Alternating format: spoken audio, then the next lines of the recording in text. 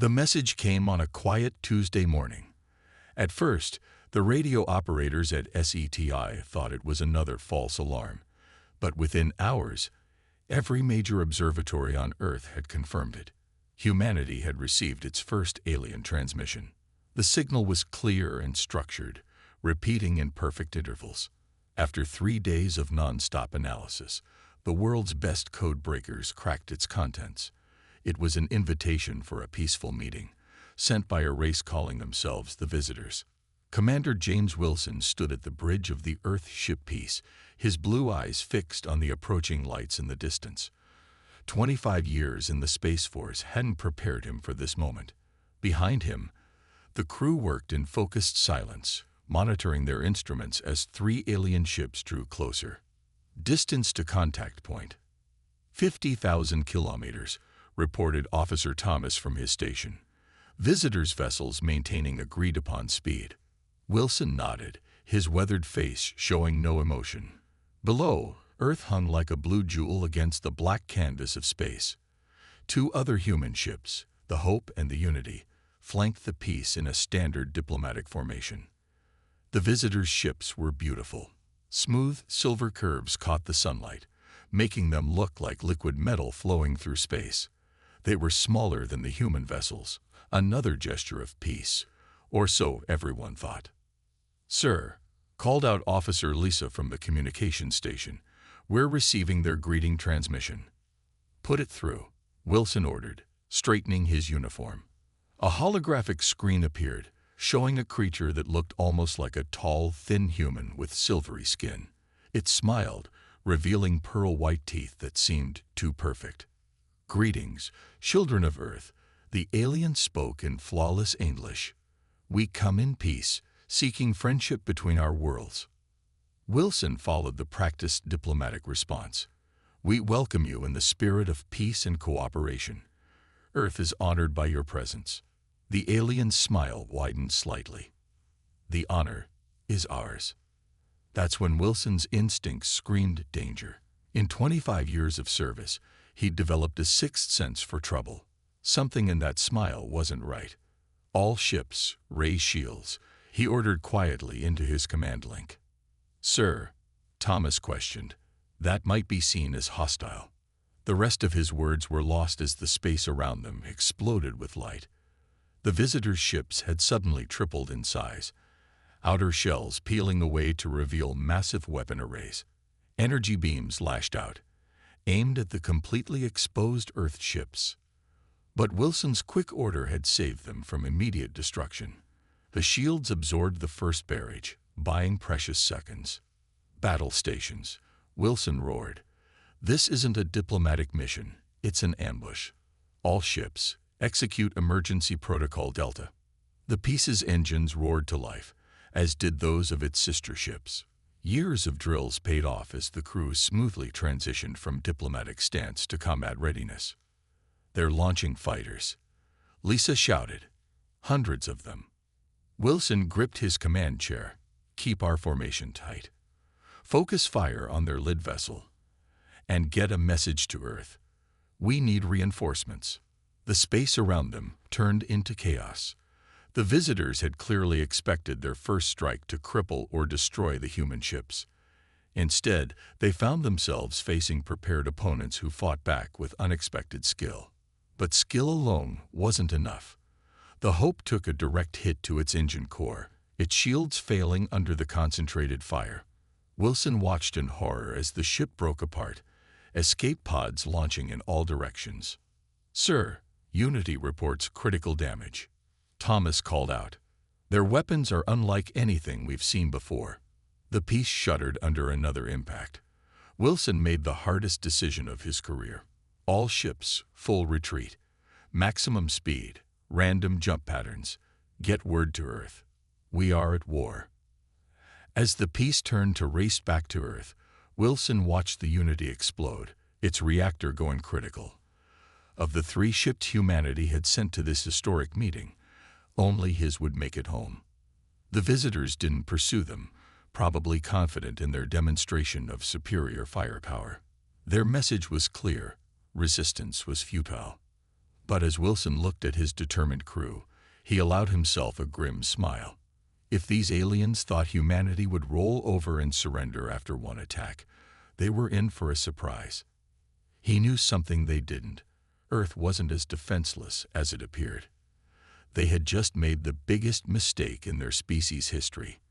They had given humanity a reason to show its true strength. Deep beneath the Rocky Mountains, in a facility that didn't officially exist, Dr. Anna Thompson stared at a grainy telescope image from 2089. The photo showed a fleet of unusual objects moving through the Kuiper Belt. That discovery, made 68 years ago, had changed humanity's path forever. "Play the recording," she told her assistant.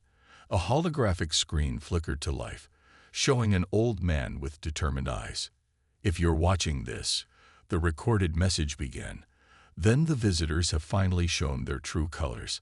I am General Mark Stone, and in 2089, I led a team that discovered we weren't alone in the universe, but what we found wasn't friendly curiosity. It was an invasion force doing early reconnaissance." Anna watched the recording she'd seen 100 times before.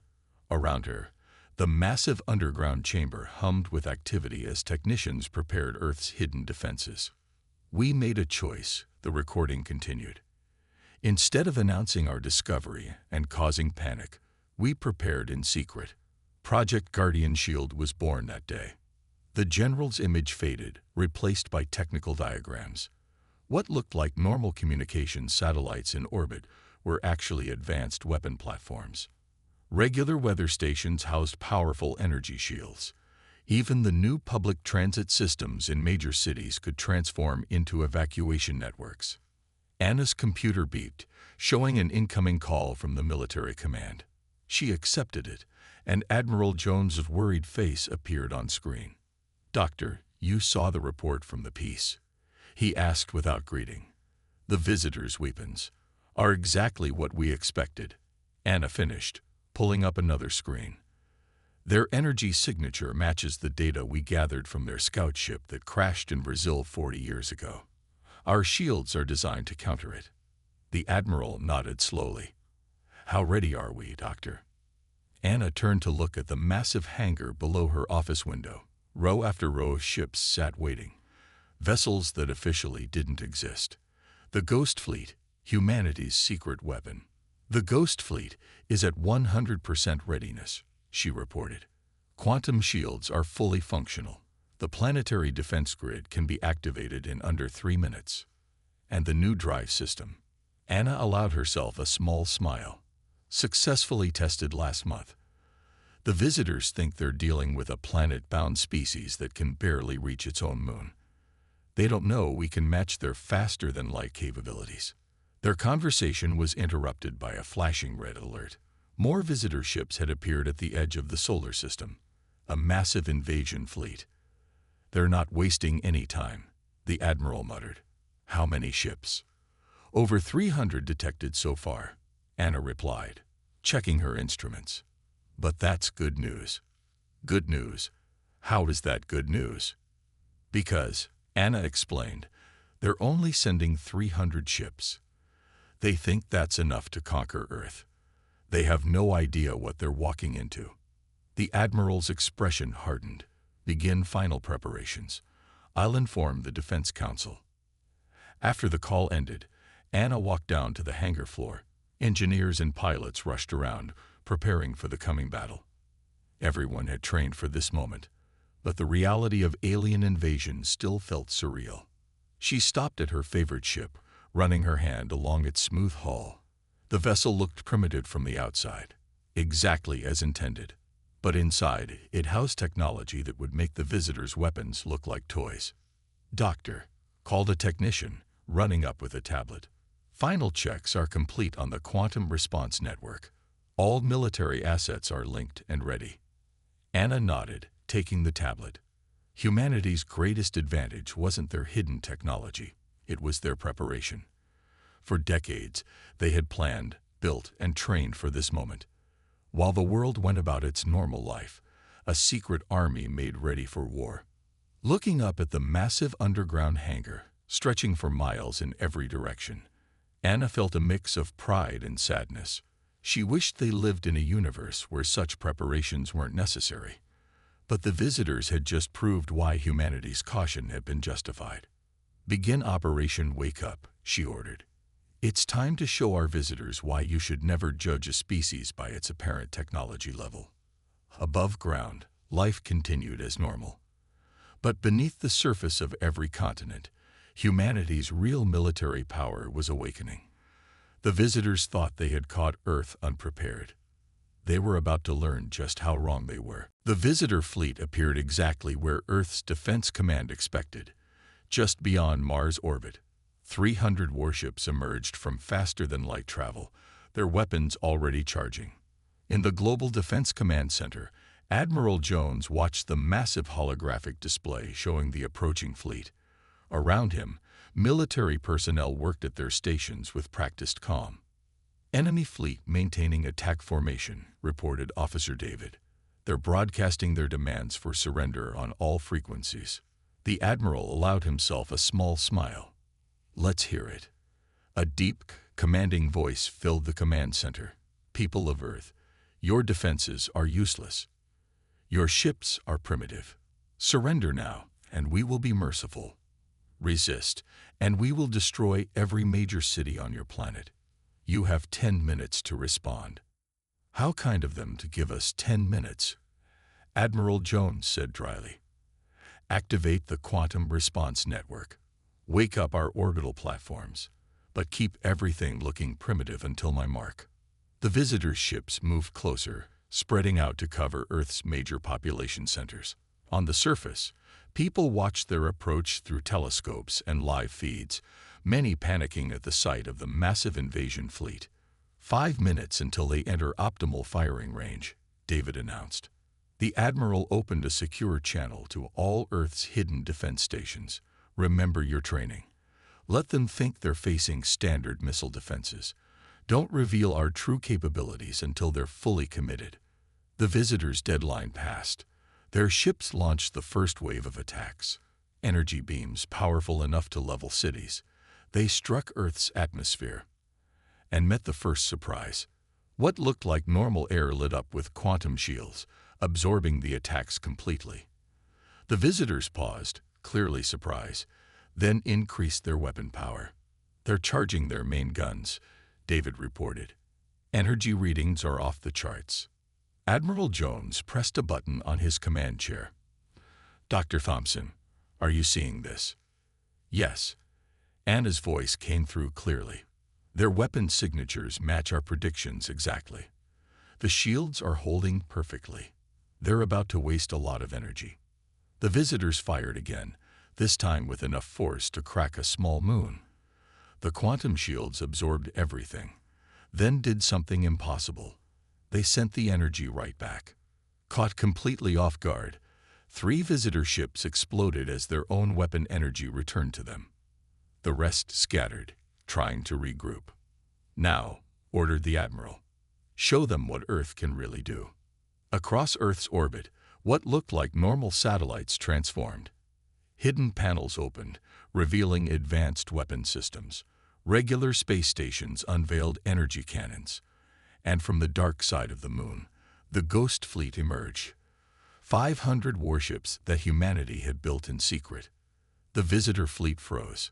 Their sensors, finally showing accurate readings, revealed they were surrounded by superior firepower. "Send them our message," the Admiral commanded. Officer David transmitted the response they had prepared years ago. "Attention, visitor fleet.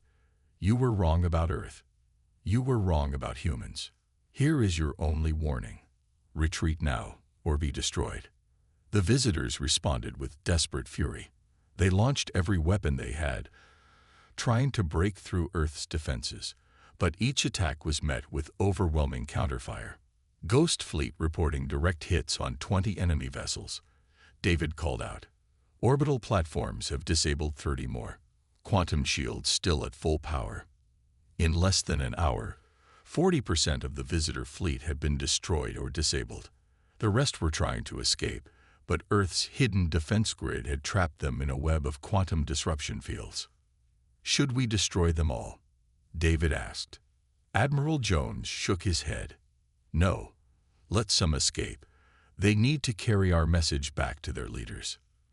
The remaining visitor ships fled in panic, their perfect formation broken. As they disappeared into faster-than-light travel, Earth's true power was finally revealed to the galaxy. In the command center, Admiral Jones opened a channel to all Earth forces. Well done, everyone. The first battle is won. But the real war is just beginning. The visitors will return with a larger fleet. But now, they know we're not helpless. Now they know Earth was ready for them. He looked at the battle damage reports with satisfaction. Humanity had just sent its own message to the stars. Never judge a species by what they show you. The real test of power is what they keep hidden. And Earth had kept its true strength hidden for a very long time. Admiral Robert Hayes stood on the bridge of the Earth battleship Thunder, watching as the final preparations for Operation Thunderbolt were completed. The massive ship, hidden beneath the Pacific Ocean for decades, now hovered in Earth's orbit alongside 50 others of its class. "Fleet status report," he ordered, his voice steady despite the historic moment ahead of them. "All ships report ready, Admiral," replied Captain Mike from his station. "Ghost Fleet squadrons are in formation. The quantum drive cores are charged and stable." Hayes nodded, studying the holographic display showing their target. The visitors' main supply base, discovered by Earth's deep space probes. For years, humanity had mapped their enemy's territory, while pretending to be blind beyond their own solar system. "Send the go code to all ships," Hayes commanded. "Operation Thunderbolt begins now." Across Earth's orbit, hundreds of ships activated their quantum drives simultaneously.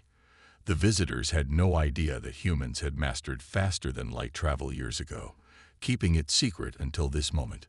Quantum jump in 3, 2, 1. Space twisted around them. In an instant, Earth's fleet appeared light years away, directly above the visitors' supply world. The enemy's sensors barely had time to register the threat before Earth's ships opened fire.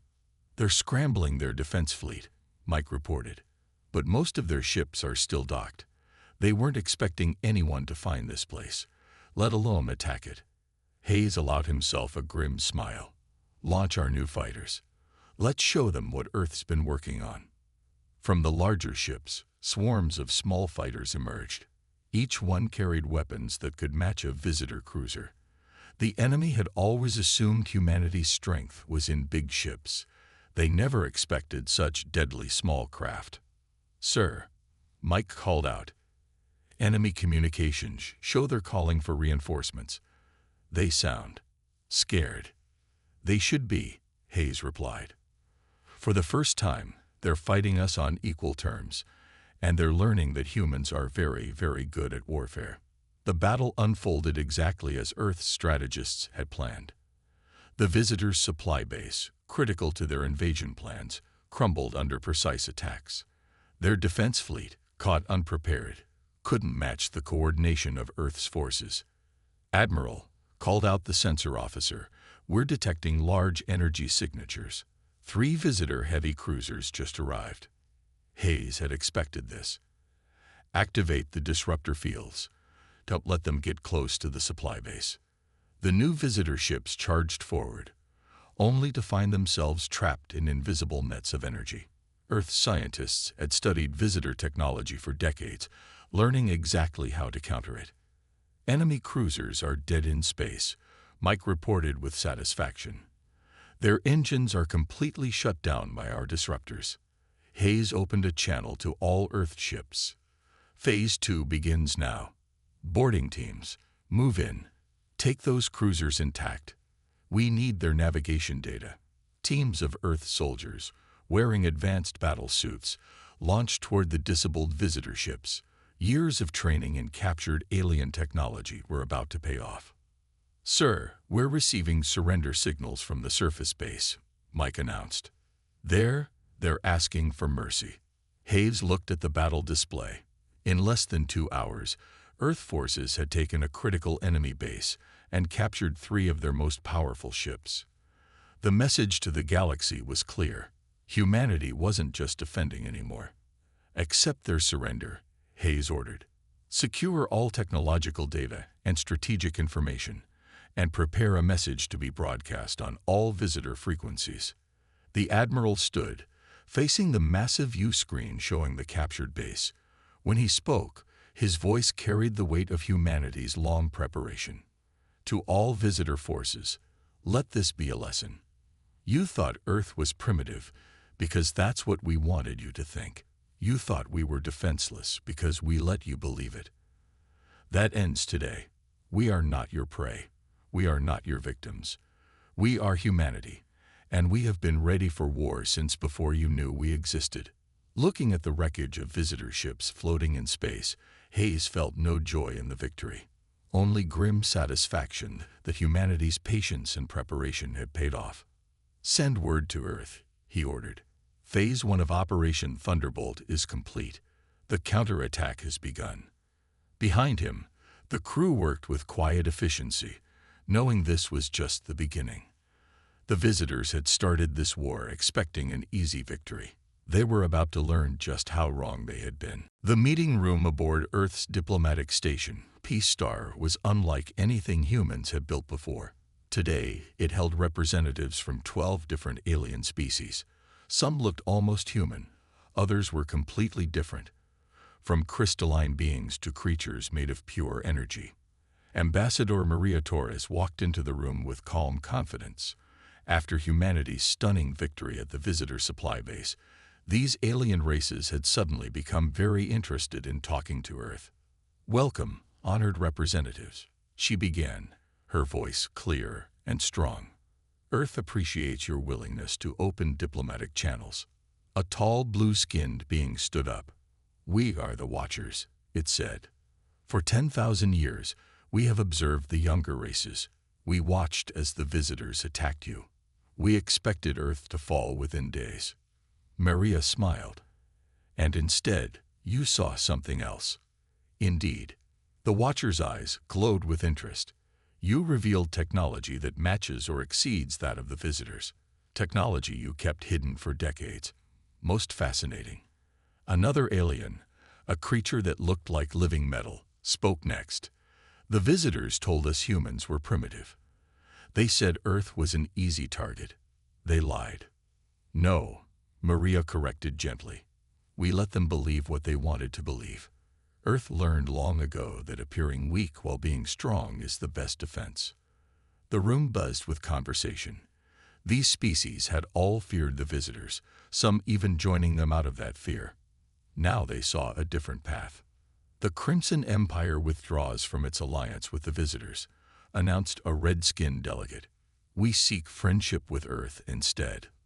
One by one, other delegates made similar declarations. The visitors' carefully built network of allies was falling apart. The Watcher raised its hand for silence. "There is something you should know, Ambassador Torres. We have seen many races rise and fall, but never have we seen one show such patience, such careful preparation. You could have revealed your strength years ago. Why didn't you?" Maria's answer was ready. She had lived this strategy her whole life. "Because humanity learned from our own history. The strongest position is the one your enemy doesn't know about. We built our real fleet in secret. We developed our technology quietly. We let the visitors think they were the hunters, while we prepared to be the defenders." A holographic display activated in the center of the room, showing the recent battle. Earth ships, previously hidden, overwhelming the surprised visitor forces. "The visitors will attack again," warned the metal being. "They will come with everything they have." "We're counting on it," Maria replied. Her words carried no threat, just simple fact. "That's why we're offering you all a choice today. Earth is forming the Galactic Defense Pact. Any peaceful species that wishes to join will receive our protection and our technology." The room erupted in excited discussion. The visitors had hoarded their advanced technology, using it to bully other races. Earth was offering to share its power. The Watcher stepped forward. "For 10,000 years, we have only watched. Today, we choose to act." The Watchers join your defense pact." Others quickly followed. Within an hour, 8 of the 12 species had joined the alliance. Earth, the supposedly primitive planet, was now the center of the galaxy's strongest coalition. After the meeting, Maria stood at the station's observation window, looking at the stars. Her assistant approached with a report. "The visitor spies just transmitted the news," he said. "Their leadership is furious. They're recalling all their fleets for a final attack on Earth." Maria nodded, unsurprised. "And our new allies, already sending ships to help defend Earth. The Watchers alone have contributed 200 vessels." She smiled, thinking of humanity's long journey to this moment. For years, Earth had stood alone, preparing in secret. Now, in revealing their strength, they had found friends among the stars. "Send word to Admiral Hayes," she ordered. "Tell him the diplomatic phase is complete. The visitors will make their final mistake soon." The assistant left, and Maria continued watching the stars. The visitors had thought they were attacking a weak, primitive world. Instead, they had awakened a sleeping giant, one that had been preparing for them all along. And now that giant had allies. The largest fleet ever assembled in known space appeared at the edge of the solar system. Over 1,000 visitor warships, their silver hulls gleaming with deadly purpose, emerged from faster-than-light travel. This was no mere invasion force. It was an armada meant to destroy Earth completely. In Earth's Defense Command Center, Admiral Jones watched the massive enemy fleet approach. Around him, the combined forces of Earth and their new allies prepared for battle. "Enemy fleet analysis," he ordered. Officer David's voice was steady. 1,200 visitor ships, including their 3-planet killer vessels. "They've committed everything they have to this attack." The Admiral nodded. "And our forces? 400 Earth ships, plus 600 from our allies. The Watchers' vessels are taking position behind Jupiter. The solar defense grid is fully charged." Earth's orbital space had changed dramatically. Massive defense platforms, hidden no longer, stood ready. The quantum shield network hummed with power. And most importantly, ships from 8 alien races now stood with humanity. "The visitors are broadcasting," David reported. "Playing it now." A harsh voice filled the command center. "Humans, you have corrupted our allies and destroyed our bases. For this, your species will end today. No surrender will be accepted. Earth burns." Admiral Jones opened a channel to all allied ships. "This is the moment we've prepared for. The visitors think numbers will give them victory. Let's show them why quality beats quantity." The visitor fleet charged forward, their weapons blazing. They expected to overwhelm Earth's defenses with sheer firepower. Instead, they found themselves flying into a trap 60 years in the making. "Activate the quantum web," Jones commanded. Hidden generators throughout the solar system activated. Invisible energy fields connected Earth's planets and moons in a complex pattern. The visitor fleet suddenly found their faster-than-light drives useless. They were trapped in normal space, right where Earth wanted them. "They're launching their first wave," David called out. 500 ships incoming. Jones pressed a button on his command chair. "All ships, execute Battle Plan Thunder." Earth's fleet moved with perfect coordination. Years of training with their alien allies had created a fighting force unlike anything the galaxy had seen before. While Watcher ships provided shields, Earth vessels struck with devastating accuracy. Crystal ships from the Silicon Collective fired energy beams that cut through visitor armor like paper. The space around Earth lit up with weapons fire. Visitor ships exploded by the dozens, then by the hundreds. Their superior numbers meant nothing against Earth's prepared defenses. "Enemy fleet is pushing forward with everything they have," David reported. "They're powering up the planet killers." Jones had waited for this moment. "Activate the Sun Gate." A massive structure, hidden inside Mercury's orbit, came to life. It had taken Earth 20 years to build it in secret. Now, it showed its true purpose. Solar energy, collected and amplified for decades, burst forth in a controlled beam. The planet killer ships, the pride of the visitor fleet, vanished in a flash of light. "By the stars," whispered one of the alien observers, "you built a weapon using your own sun." "Visitor fleet is in chaos," David reported, excitement in his voice. "They're trying to retreat, but the quantum web has them trapped. Their commanders are sending panic signals." Jones stood up, his voice carrying across all frequencies. "Attention, visitor fleet. You came to destroy Earth. Instead, you forced us to reveal our full strength. Look around you. The galaxy stands with humanity now. Surrender, and you will be treated fairly. Refuse, and none of your ships will leave this system." On the main screen, visitor ships were falling back in disorder. Their perfect formation had shattered. More than half their fleet was already destroyed or disabled. "We're receiving surrender signals," David announced. 800 surviving visitor ships are powering down their weapons. The command center erupted in cheers, but Jones raised his hand for silence. "Secure those ships, and prepare to broadcast to all known worlds. They need to understand what happened here today." As Allied ships moved to capture the surrendered visitors, Jones looked at the battle display with grim satisfaction. The visitors had gambled everything on this attack, bringing their entire fleet. They had lost it all. And in doing so, they had confirmed what Earth had proven since first contact. Never underestimate a species that has learned to hide its strength. The final battle was over. Humanity had won. The Great Hall of the newly built Galactic Council on Earth fell silent as Ambassador Maria Torres took the stage. Representatives from over 50 alien species watched intently. Some were former allies of the visitors. Others were races that had hidden from them in fear. All were here to witness humanity's message to the stars. Behind her, a massive window showed Earth's transformed orbital space. Defense platforms floated openly now, no longer disguised. Ships from a dozen allied species moved in peaceful formation. And in the distance, the captured visitor fleet served as a reminder of the war's outcome. "Fellow beings of the galaxy," Maria began, her voice carrying across the hall. "For decades, humanity kept its true power hidden. Today, we reveal everything." The hall's holographic system activated, showing images from Earth's secret history. Hidden shipyards beneath the oceans, weapon testing facilities inside hollow mountains, the massive solar defense grid that had protected Earth. "Some have asked why we hid our strength for so long," she continued. "The answer is simple. Humanity learned early in its history that appearing weak while being strong is the best defense."